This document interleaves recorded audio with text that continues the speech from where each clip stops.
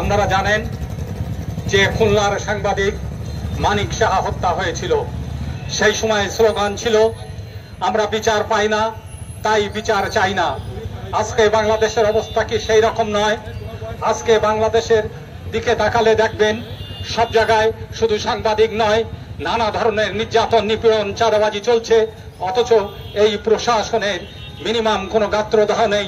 এই প্রশাসনের জন্য মনে হচ্ছে জেগে জেগে ঘুমাচ্ছেন। আমরা এর তীব্র প্রতিবাদ ও নিন্দা জানাই।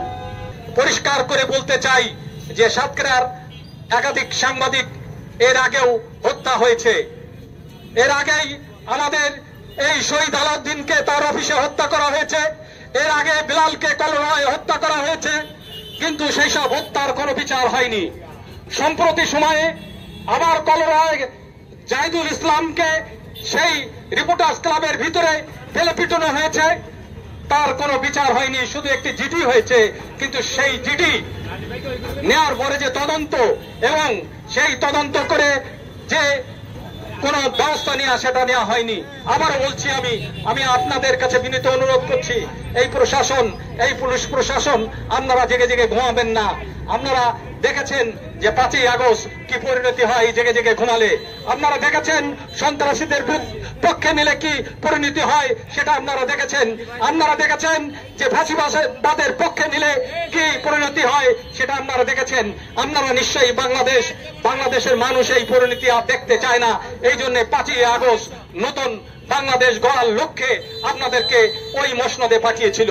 কিন্তু আমি ব্যক্তিগতভাবে দেখছি যে আপনারা প্রতিটা ক্ষেত্রে ব্যর্থ হয়েছেন। শুধু সাতক্ষীরা সাংবাদিক নয়, সারা বাংলাদেশের সাংবাদিক জাগ্রত হন।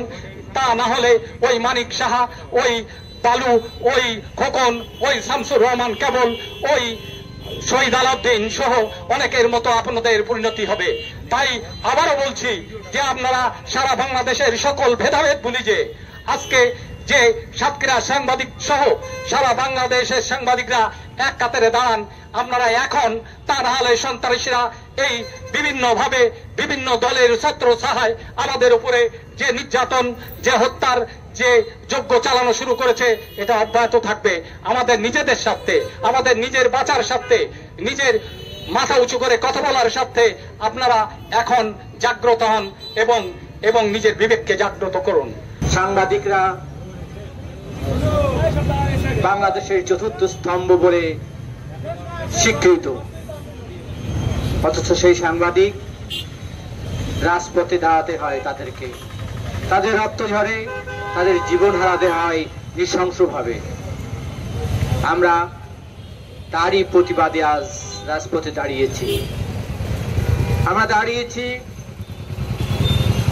সাংবাদিকদের উপর হামলা, সাংবাদিক হত্যা, এর জন্য একটি বিশেষ ট্রাইব্যুনাল গঠন করার দাবিতে। আমরা চাই বিশেষ ট্রাইব্যুনালে অতি দ্রুত এই সাংবাদিক হত্যা, সাংবাদিকদের উপরে হামলার বিচার হোক এবং সে দৃষ্টান্তমূলক বিচার জনসমক্ষে আনা হোক, যাতে সাংবাদিকরা সমাজের দর্পণ হিসাবে নিজেদেরকে নির্ভয়ে প্রতিষ্ঠিত করতে পারে। আমরা সাংবাদিক বা সংবাদ মাধ্যমকে সমাজের দর্পণ হিসেবে মনে করি। তাদের নিরাপত্তা যদি নিশ্চিত না করতে পারে এই রাষ্ট্র, তাদের নিশ্চয়তা যদি না দিতে পারে, তাহলে এই রাষ্ট্রের নাগরিকের অধিকার ক্ষুণ্ণ হবে। আমরা এই ছাত্র সমাজ 5ই আগস্ট একটি ছাত্র জনতার গণ অভ্যুত্থানের পরেও যদি আমরা সেই বাক স্বাধীনতা, আমরা সামাজিকতা এবং আমরা সাংবাদিকদের নিরাপত্তা দিতে ব্যর্থ হই, তাহলে এই দায় প্রশাসনের। রাষ্ট্রের বিচার বিভাগ, প্রশাসন, এদের প্রতি শুধু সাংবাদিক না, সাধারণ মানুষের আস্থা নেই। আজকে যদি আইনের শাসন, ন্যায় বিচার প্রতিষ্ঠিত হতো, তাহলে এদেশের 18 কোটি মানুষই সুরক্ষিত থাকত। আমার প্রশ্ন যে আমাদের সামাজিক দায়বদ্ধতা কোথায় গেল?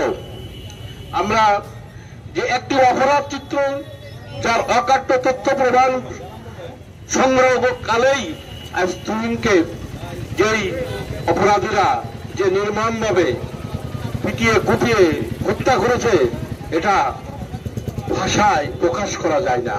কিন্তু আমার প্রশ্ন, আমাদের যে সমাজ ব্যবস্থা ছিল, একটা অপরাধ দেখলে আশেপাশে মানুষ এসে তা প্রতিবাদ করেছে, প্রতিরোধ করেছে। ওখানে আশেপাশে অনেক মানুষ ছিল, কই তাদেরকে কিন্তু আজ আমরা এগিয়ে এসে এই সন্ত্রাসী অপরাধীদেরকে প্রতিহত করতে দেখলাম না। কারণ মানুষ সেই অপরাধের বিরুদ্ধে দাঁড়ানোর, প্রতিরোধ করার সাহস হারিয়ে ফেলেছে। এর জন্য আমাদের রাষ্ট্র ব্যবস্থায় দাঁড়িয়ে। আমার প্রিয় বাংলাদেশে তো এমনটা হওয়ার কথা ছিল না।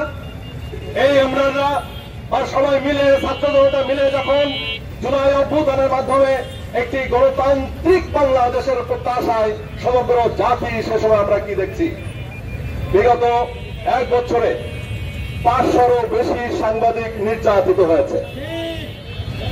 25 জনেরও বেশি সাংবাদিক তারা অপসারিত হয়েছে নিজ নিজ পদ থেকে। তাহলে যে কণ্ঠরোধ বিগত ফ্যাসিস্ট সরকারের আমলে হয়েছিল, আমরা তো এখন দেখতে পাচ্ছি তার চেয়ে শতগুণে গলা চেপে ধরা হচ্ছে সারা বাংলাদেশের সাংবাদিকদের। আমরা এটা মেনে নিতে পারি না। আমরা এদেশের নাগরিক, আমরা এদেশের আইন কানুন মেনে, নীতি নৈতিকতা মেনে সাংবাদিকতা করি। সুতরাং পরিষ্কার বার্তা দিতে চাই, সেটি হল এই যে আমি তো মনে করি সমস্ত দায় প্রথমত সরকারের। এই যে সাংবাদিক নির্যাতন হচ্ছে, সাংবাদিকদেরকে হত্যা করা হচ্ছে, এর দায় হচ্ছে সরকারের।